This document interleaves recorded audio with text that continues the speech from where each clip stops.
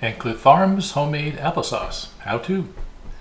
Well, you have to start with apples. We have here 8 bushels of Fuji, Stamen, Piney River Gold, and Pink Ladies. First thing we do is take those apples and wash them. Get them all good and clean, any dirt off of them, any chemicals, so that we can use them. Then we have to cut them into quarters. We take out the core and the stem, and really that's about all. No peeling required, but it does take a lot of time to do the cutting and coring, and some help is helpful.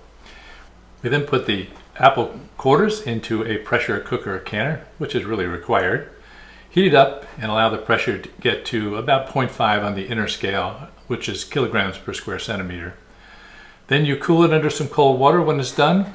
Allow the pressure to come down, open the top, and you get this apple mush. Next, we utilize a food strainer / sauce maker to actually make the applesauce. This one is an old one made by a company called Back to Basics.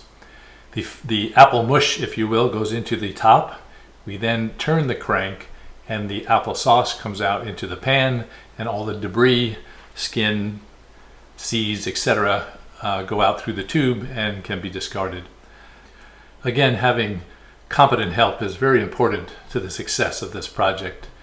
As you can see, there's not very much difficulty in turning the crank, having the applesauce come out. It's also very helpful if you have someone who can push down the mush into the machine such that it works well.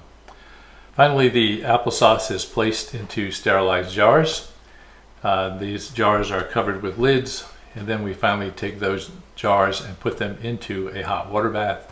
They remain in the hot water bath for about 20 minutes until they are done, and then they are allowed to cool. Cooling until you hear the top snap, and you end up with a nice batch of applesauce that can be stored for quite some time. Here are our final totals from the event. It was a lot of fun. This applesauce has no other ingredients except for apples, and the kids love it.